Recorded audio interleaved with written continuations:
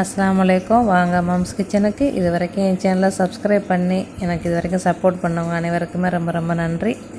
இது வரைக்கும் சப்ஸ்கிரைப் பண்ணாதவங்க சப்ஸ்கிரைப் பண்ணி பக்கத்தில் இருக்கிற மணி பெல்லை தட்டிக்கிறங்கம்மா. அப்போ தான் நான் போடுற வீடியோக்கள் உங்களுக்கு ஒன்று வரும். இது என்னென்னு பார்க்குறீங்களா, இது வந்து இளநீர் பாயாசம். இது வந்து கேரளா டிஷ்ஷு தான். இது சாப்பிட ரொம்ப நல்லா வித்தியாசமான ஒரு பாயாசமாக இருக்கும். இப்போ அதை வாங்க எப்படி நம்ம செய்யலான்னு இப்போ வாங்க நம்ம வீடியோவுக்கு போய் பார்ப்போம். முதல் ஸ்டெப் வந்து நம்ம வந்து இளநீர் எடுக்கணும். நான் இளநீர்லாம் உரித்து தேங்காய்லாம் உரித்து ரொம்ப காலம் ஆயிடுச்சு. அதான் பாருங்கள் எப்படி மொதல் இளநியை உடச்சி எப்படி குதறி வச்சுருக்கிறேன்னு பாருங்கள்.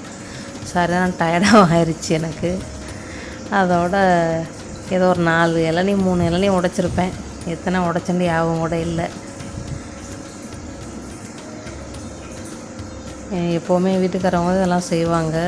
சரி நம்மளும் செய்வோமே அப்படின்னு தான் இன்றைக்கி அதோட போட்டு மாரடித்து எல்லாம் செஞ்சாச்சு.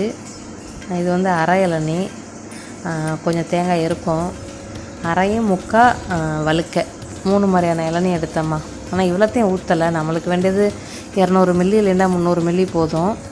அதோட தேங்காயெல்லாம் உடைச்சி எடுத்துக்கிட்டு வீட்டுக்குள்ளே போயிடுவோம். போய் இப்போ வாங்க அருமையான இளநீர் பாயாசம் செய்வோம். அதுக்குள்ள பொருள்கள் நெய், உப்பு, சுக்குத்தூள், ஏலக்காய்த்தூள், சீனி, தேங்காய் பால், முந்திரி, இளநீர், அந்த வழுக்கையும் தேங்காயும் அரைச்சி வச்சுருக்கிறோமா. அப்புறம் சட்டியை சூடு பண்ணி பால் 300 மில்லி பாலை போடுங்க. பால் வந்து நீங்கள் வந்து 300 மில்லியை வந்து 180 மில்லியாக கூட நீங்கள் திக்னஸாக கூட ஆக்கலாம். ஆக்கிட்டு நீங்கள் போட்டிங்கன்னா இன்னும் நல்லாயிருக்கும். நான் வந்து காஃபி போடுற மாதிரியே போட்டுட்டேன். அதோட நம்ம வந்து இளநீரையும் 300 மில்லி ஊற்றுங்க. நீங்கள் 200 மில்லி கூட ஊற்றலாம், அது உங்களோட விருப்பம். இது பாயாசமே நம்மளுக்கு இளநீர் பாயாசம்தான். நம்ம இளநீரை குறைச்சோம்னா அப்புறம் எனக்கு சரியாக வராது. அதனால் அப்புறம் சுக்குத்தூள், ஏலக்காய்த்தூள் போடுங்க. போட்டு கிண்டி விடுங்கம்மா. நம்மளுக்கு பால் மட்டும் நல்லா சூடாகணும், அவ்வளோதான்.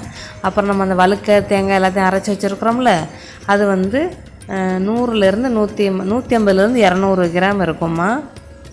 நான் வந்து 1.5 தேங்காயை இது பண்ணி வச்சுருக்கிறேன். அதை மறுபடியும் கிண்டுங்க. அது லைட்டாக சூடாகட்டும். அடுப்பு வந்து மெதுவான தீயில் தான் வச்சுருக்கிறேன். நீங்கள் பாலை காய்ச்சிட்டு கீழே இறக்கி வச்சுட்டு கூட நீங்கள் வந்து இளநீர், வழுக்க, சீனி எல்லாத்தையும் வந்து போட்டு கூட நீங்கள் குடிக்கலாம். அப்புறம் சீனி வந்து நான் வந்து இப்போது ஒரு 4 ஸ்பூன் போடுறேன். அப்புறம் ஒரு 2 ஸ்பூன் போடுவேன். மொத்தம் 6 ஸ்பூனு கணக்கு. நீங்கள் வந்து 100 கிராம் சீனி போடுங்க, உங்களுக்கு கரெக்டாக வரும். உங்களோட இளநியை பொறுத்து பார்த்துக்கிறங்க. அப்புறம் உப்பு கொஞ்சம் போடுங்க. இது உண்மையிலே பார்க்கப்போல இது வந்து கேரளா டிஷ்ஷு தான். நம்மளுக்கு கேரளாவோட சாப்பாடும் மலேசியா சாப்பாடும் ஏறக்குறைய ஒன்று தாம்மா. நான் கேரளாலாம் போய் சாப்பிட்ருக்குறேன். கேரளாலேயும் தேங்காய்கள் நிறையா இருக்கும், மலேசியாலேயும் தேங்காய்கள் நிறையா இருக்கும். இங்கே உள்ள சாப்பாடு அங்கே உள்ள சாப்பாடும் ஏறக்குறைய 90% ஒரே சேம் தாம்மா. அதோட தேங்காய் பால், திக்கு தேங்காய் பால் அதில் போடுங்க. அப்புறம் மறுபடியும் சீனியை வந்து மறுபடியும் 2 ஸ்பூனை போடுங்கம்மா. மொத்தம் நம்ம வந்து 100 கிராம் சீனி போட்டுங்க, உங்களுக்கு கரெக்டாக வரும்.